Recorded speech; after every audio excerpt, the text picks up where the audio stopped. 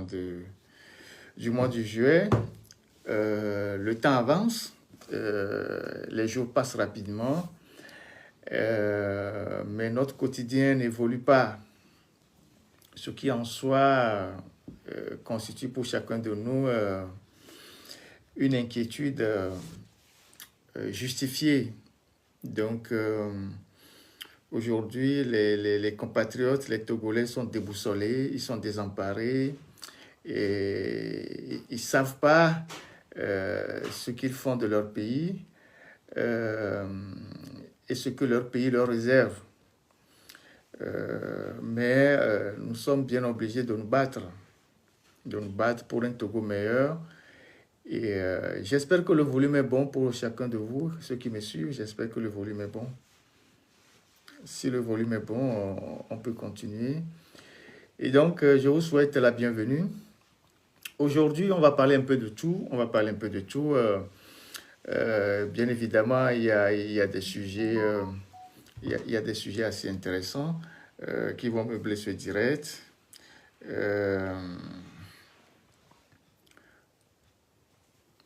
Il y a des sujets assez intéressants qui vont meubler ce direct.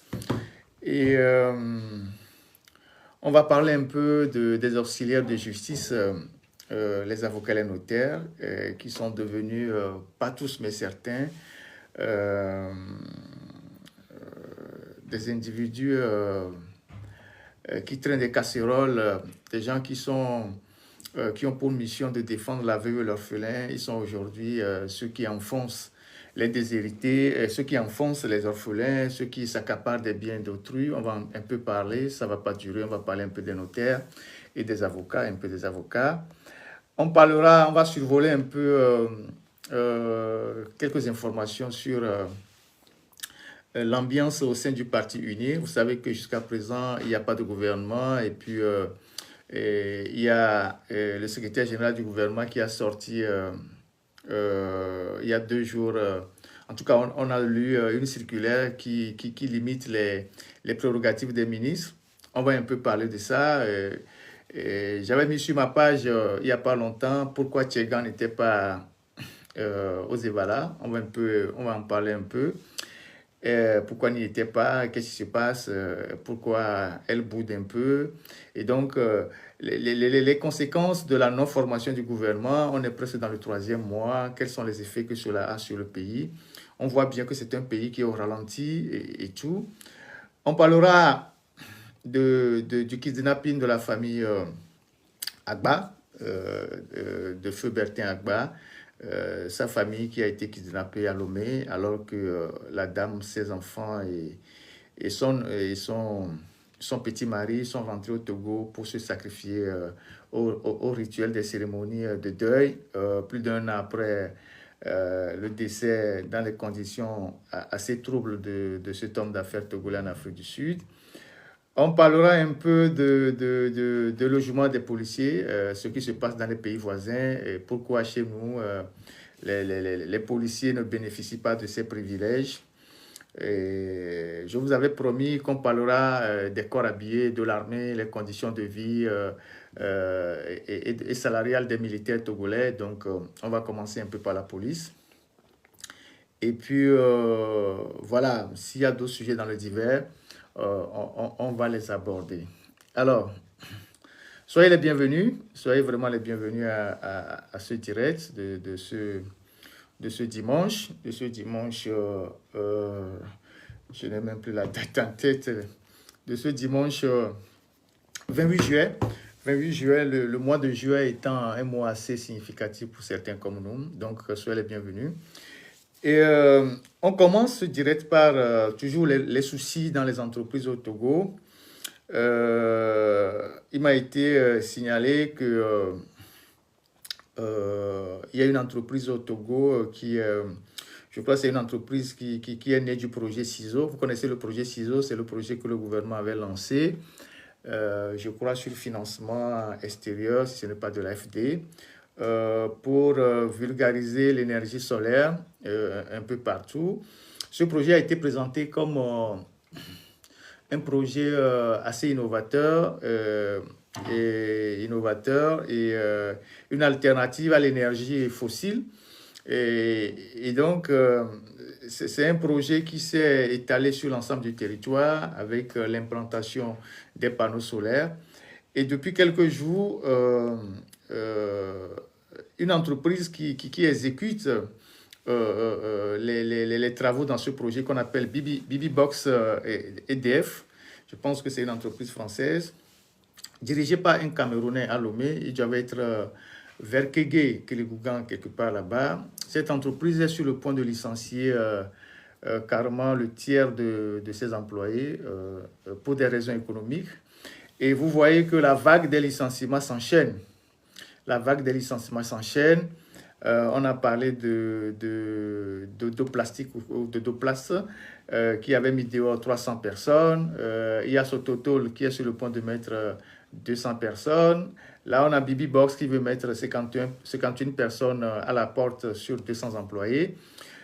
On voit bien aujourd'hui que le nouveau code de travail qui a été voté il n'y a pas très longtemps permet aux entreprises qui s'installent dans notre pays de se débarrasser de nos frères et sœurs après les avoir utilisés sans leur octroyer les droits qu'il faut et les avantages qu'ils doivent bénéficier. Et donc, tous ces gens qui sont en train d'être déflatés dans ces entreprises rejoignent tout le lot de chômeurs qui sont dans notre pays et qui ne savent pas quoi faire de leur vie. Il n'y a pas de perspective, il n'y a pas d'avenir pour les enfants. Les gens sont très inquiets et donc il était important que on puisse donner écho de cette compression qui arrive dans cette entreprise appelée BB-Box qui s'occupe des énergies solaires dans notre pays. Ça, c'est un premier sujet que je voulais évacuer rapidement. On pourra revenir sur les détails une prochaine fois. Et le deuxième sujet que je voulais aborder avec vous, c'est les auxiliaires de justice. Vous vous rappelez que quand j'étais encore au pays, il y a cela 3 ans ou 4 ans, on avait fait un grand dossier sur un notaire véreux, qui était ministre au gouvernement, à l'époque c'était le ministre de l'urbanisme, qui s'appelle Tchole Nianou, qui s'est accaparé des biens de la succession de la famille Koudao.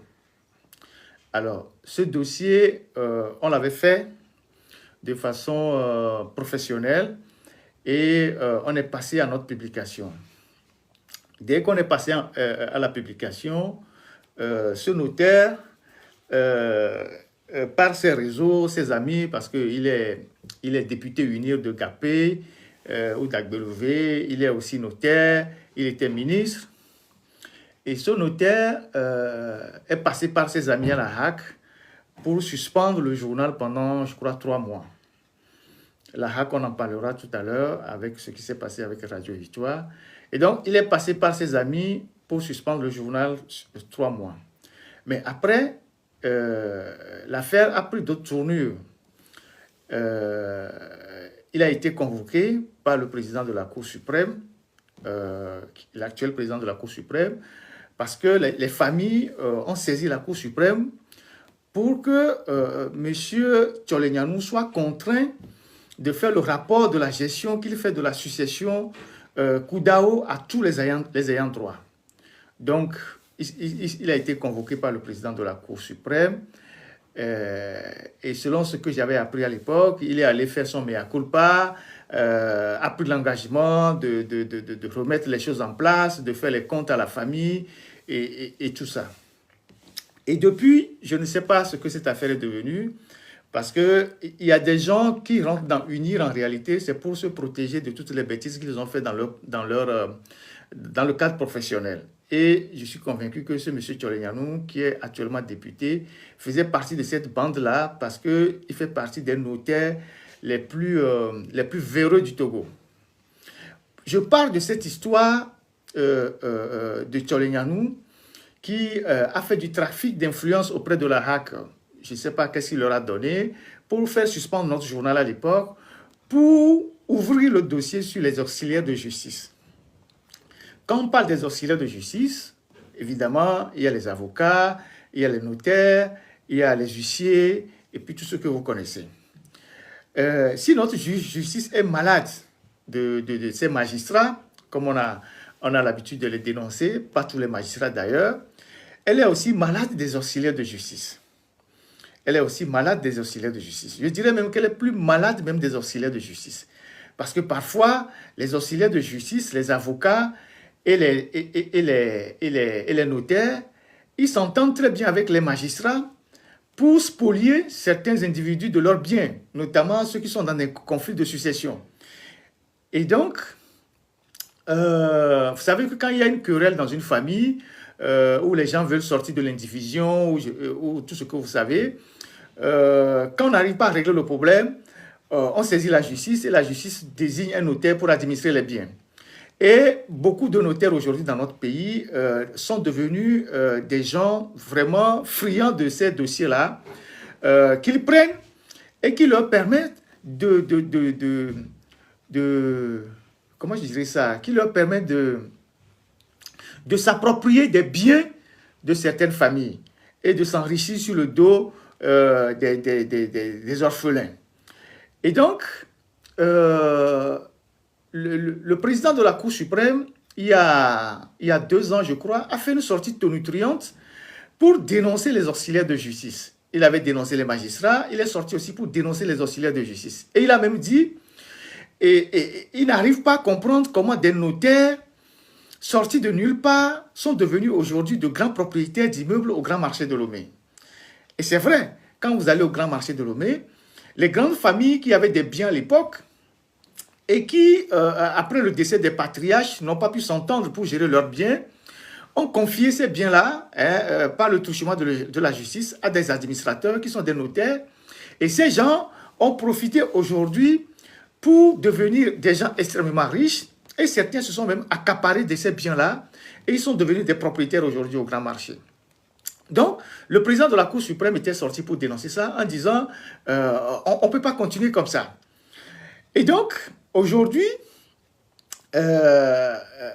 ce qui est dommage au Togo, c'est que si vous prenez le cas des avocats, vous prenez un avocat par exemple pour vous défendre dans un dossier, chemin faisant, votre propre avocat va se retourner contre vous en allant s'allier contre vos adversaires.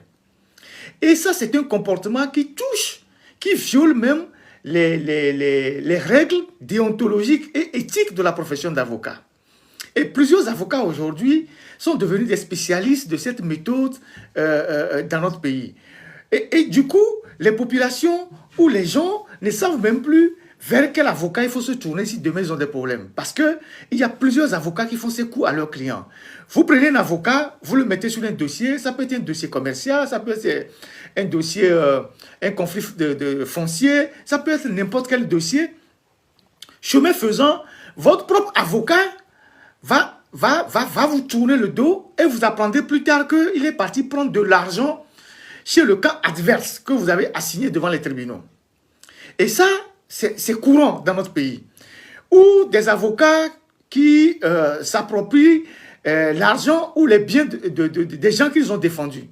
Et généralement, quand les victimes saisissent le bâtonnier, quand les victimes saisissent l'ordre des avocats et donc le bâtonnier, ces saisines-là n'aboutissent à rien. Si vous allez aujourd'hui sur la table de l'ordre des avocats, vous avez des plaintes de plusieurs Togolais contre des avocats. Mais l'ordre des avocats ne dit rien parce qu'ils sont tous complices. Soit ils sont liés par des réseaux ésotériques, soit ceux qui doivent sanctionner sont eux-mêmes mouillés dans des affaires sales, soit, bon voilà, il n'y a que les 2 raisons qui peuvent justifier le silence de l'ordre des avocats par rapport au comportement indélicat de certains avocats qui se retournent contre leurs clients ou bien qui grugent leurs clients. Donc, étant donné que dans notre pays, la perception que les gens ont de l'avocat donne le sentiment qu'un avocat est un être supérieur, c'est quelqu'un qui est vraiment important, les gens qui sont démunis de tout moyen n'arrivent pas véritablement à poursuivre ces avocats-là qui les grugent dans les dossiers. Bien évidemment, ceux qui ont fait de très bonnes études, ceux qui sont instruits, tout ça, ils trouvent des moyens pour coincer les avocats. Mais les populations, les gens qui n'ont pas un très grand niveau d'instruction, ils n'ont pas le courage de dénoncer ces avocats ou de les poursuivre devant les tribunaux. Parce qu'ils prennent les avocats comme des gens supérieurs. Et donc, je ne sais pas s'il faut appeler ça une complaisance ou bien les privilèges liés à la fonction d'avocat ou à la profession d'avocat fait que certains avocats abusent aujourd'hui dans plusieurs dossiers et abusent de leurs clients et en toute impunité. En fait, la dictature au Togo et tout son lot d'impunité fait l'affaire de tout le monde.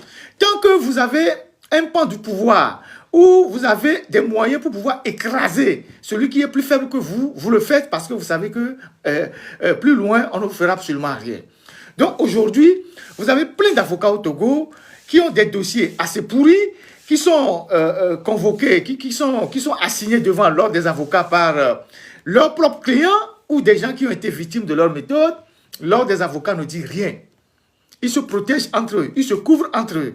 Et pourtant, ces gens, leur mission, c'est de lutter contre l'injustice, c'est de défendre la veuve et l'orphelin. Et donc, voilà ce qui se passe dans notre pays. Et quand vous laissez tomber les avocats, vous quittez les avocats, vous tombez sur les notaires. Et là, c'est encore plus grave, ce que les notaires font à Lomé, ou sur l'ensemble de notre territoire. Les notaires, il y en a, ils traînent même plus des casseroles. C'est toute une cuisine que certains traînent derrière eux, des dossiers assez lourds. Et là aussi, il n'y a pas de sanction. Il n'y a pas de sanction. Vous avez des gens qui sont impliqués dans des dossiers assez graves, qui devaient amener l'ordre des notaires à les radier de l'ordre, mais il n'y a personne pour le faire. Il n'y a personne pour le faire. Et là aussi, ils se tiennent, parce qu'ils savent tous, chacun connaît comment on appelle ça? Chacun connaît les dossiers sales de l'autre. Donc, dans leur ordre des notaires, ils ne sont pas capables de remettre de l'ordre et de sanctionner ceux qui prennent la liberté avec les gens qu'ils doivent normalement conduire dans leur démarche d'appropriation de leurs biens. Alors, ces derniers temps, il y a des notaires qui vont en prison, qui ressortent et qui ne continuent pas à travailler.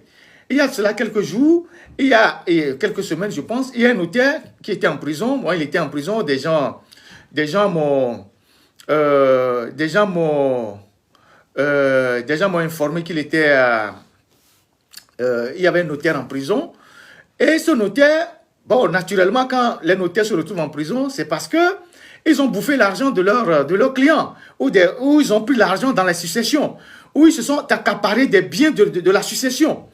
Et les conflits de succession, il y en a tellement chez nous, il y en a énormément. Vous-même, vous voyez comment ça se passe dans notre pays. Dès que le papa meurt, ou bien un membre influent de la famille meurt, et que, bon, peut-être que le parent, il a deux femmes, ou il a 3 femmes, même si c'est une seule femme, et que les enfants n'arrivent pas à s'entendre, on va tout de suite à la justice, et la justice choisit un administrateur des biens, et généralement, c'est un notaire. Et quand on prend un notaire, le notaire s'approprie les biens, le gère comme il veut, et à la fin, il donne quelques miettes aux vrais bénéficiaires. Aux vrais bénéficiaires.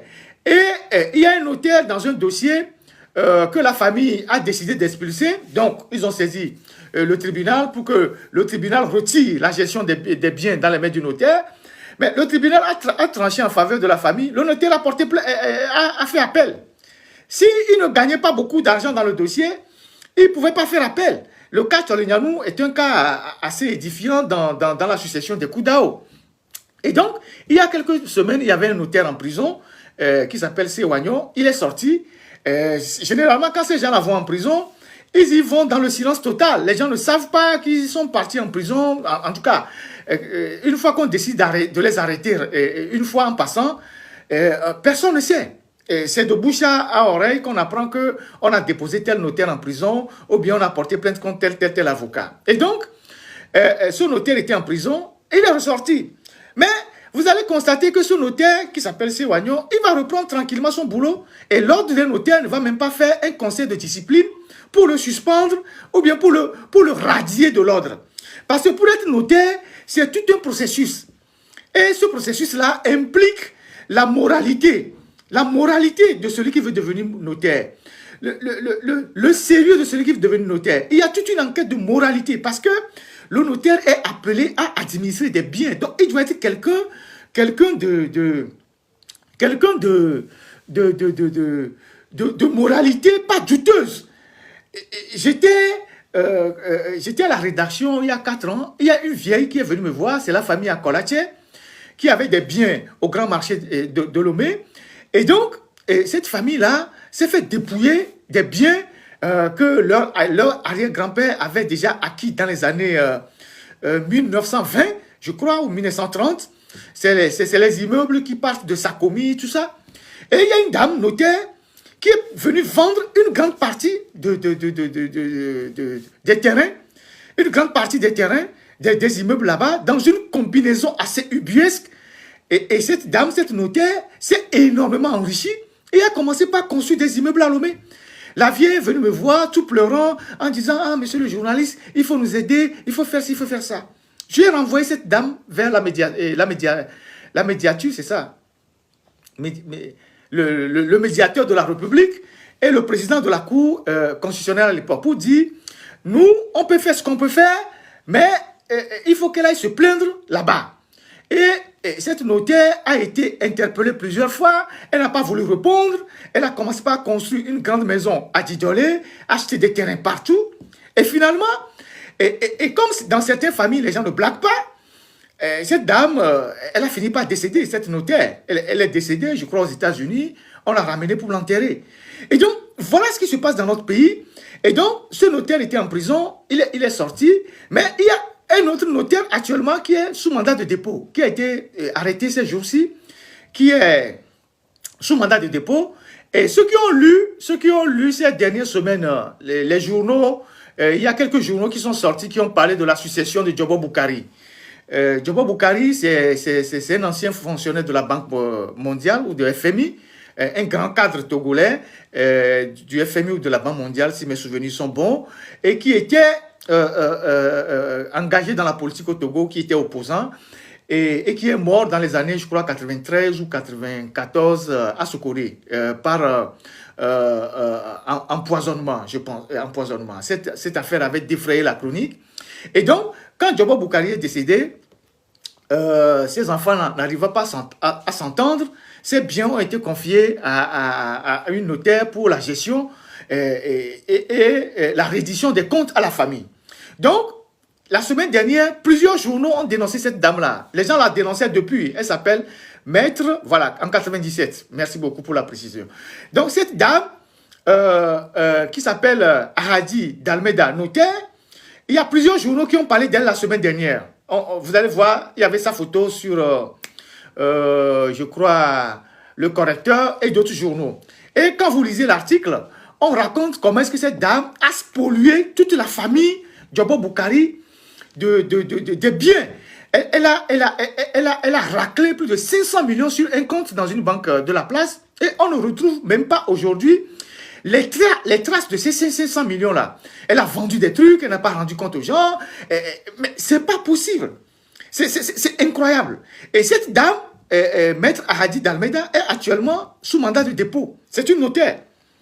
Je pense que c'est dans cette affaire-là. Elle est actuellement sous mandat de dépôt.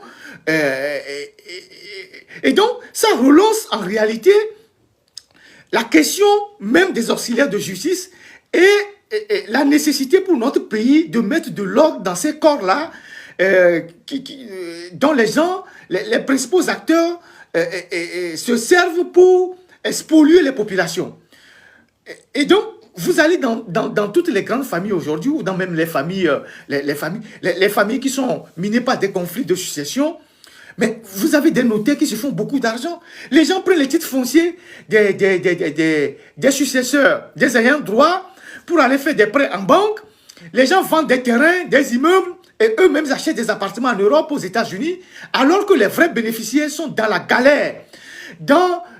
Les vrais bénéficiaires sont dans la misère totale.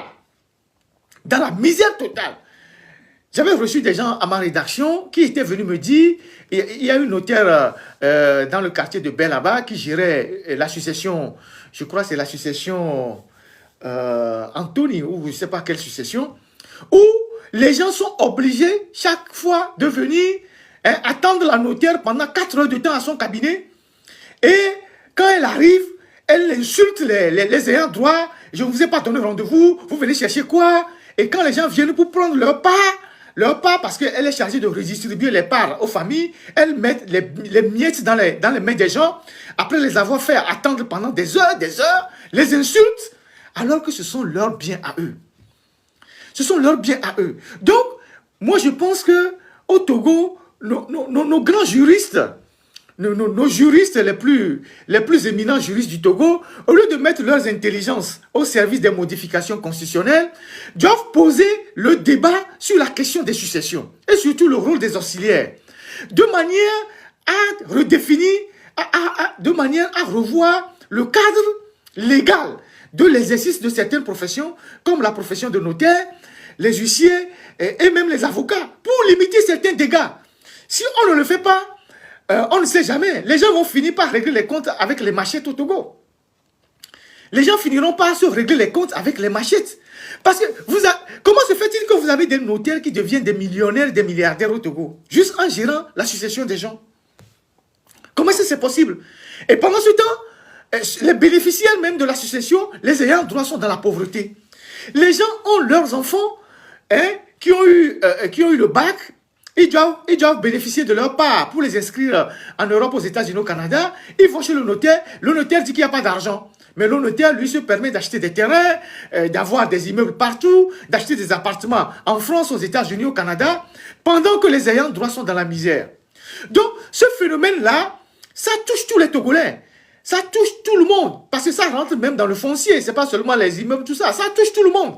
Et donc, les Togolais doivent se réveiller et les autorités doivent vraiment faire une réflexion sur les dégâts que causent les auxiliaires de justice, particulièrement les notaires, accessoirement les avocats, mais particulièrement les notaires. Si on a commencé par les arrêter, c'est une bonne chose. Si on a commencé par les arrêter, c'est une bonne chose. Mais il faut les arrêter tous. Mais il ne suffit pas seulement de les arrêter. Une fois qu'on les relâche, il faut les radier de la profession. Il faut que les seuls notaires passent devant le conseil de discipline de leur ordre et qu'on les radie. Parce que quelqu'un qui abuse de la confiance de la famille dont il est appelé à gérer la succession, il n'est plus qualifié à être notaire. Des gens qui font de l'escroquerie en bouffant l'argent des pauvres, des orphelins, ces gens-là ne peuvent plus être notaires. Il faut les radier de la profession. Il faut les radier. Et ça, c'est l'État qui doit vraiment redéfinir les règles. C'est l'État qui doit redéfinir les règles. Ça fait parfois mal de voir des gens qui ont des biens, mais ils ne peuvent pas en jouir. Parce que ces biens sont dans les mains d'un notaire ou d'une notaire qui s'en accapare et qui en jouit comme il veut. Et qui n'a de compte à rendre à personne. Parce que quand vous fouillez très bien, tous ces gens-là, vous les retrouvez avec les juges complices, avec les avocats, et vous les retrouvez dans les réunions de la franc-maçonnerie, de la Rose-Croix, et ils se protègent entre eux. Ils se protègent entre eux contre les pauvres. Donc finalement, c'est presque toutes les couches professionnelles au Togo qui bénéficient de l'impunité et qui profitent de la dictature pour enfoncer les plus pauvres. C'est ça la réalité. C'est ça la réalité. Et donc, les familles qui sont aujourd'hui victimes du comportement des notaires, de l'escroquerie des notaires, vous ne pouvez pas les aligner. C'est plusieurs familles à la fois. C'est des dizaines de familles qui sont victimes du comportement des notaires. Et ces notaires se pavanent à Lomé en toute impunité. Même le président de la Cour suprême, qui les a dénoncés à un moment donné en faisant une sortie tonitruante, ça s'est arrêté là, c'est pas aller plus loin. Peut-être, bon, si on commence par les arrêter aujourd'hui, c'est peut-être sa dénonciation qui a servi. Mais les notaires, mais je vous dis, ces gens ne traînent pas, ils ne traînent pas des casseroles. Il y en a beaucoup qui traînent des cuisines. C'est plus lourd que des casseroles. Mais ils sont là en toute impunité. Et ils se soutiennent entre eux. Et ils ont des juges aussi qui les couvrent. Parce que pour qu'un notaire puisse continuer par s'accaparer des biens d'une famille, il faut forcément la complicité d'un magistrat, ou d'un président de tribunal, ou de je ne sais qui. Donc, c'est contre toutes ces injustices-là que nous devons nous battre. Donc, moi, je me réjouis qu'on commence par arrêter ces notaires-là. Et je pense qu'il faut les arrêter. Il faut les arrêter, mais il faut les radier.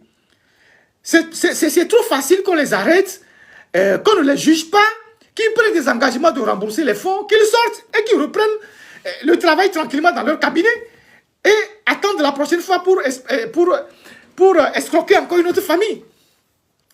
Donc, les dégâts que les notaires créent dans notre pays, il faut à un moment donné que les autorités arrêtent ces dégâts-là. Les notaires, les avocats, les géomètres, les huissiers, les commissaires priseurs, je n'en sais pas trop. Mais les géomètres, ils sont à la tête du peloton, suivis des avocats. Vous avez les géomètres, et les huissiers, les dégâts que ces gens-là font. Mais comme je le disais tantôt, on parle souvent des magistrats, des juges et tout ça. Mais ce que les auxiliaires de justice font comme dégâts, mais c'est pas possible. De telle sorte qu'aujourd'hui, les justiciables, quand ils veulent prendre un avocat, ils réfléchissent. Ils se disent, mais quel avocat est encore sérieux au Togo? À qui on peut encore confier un dossier?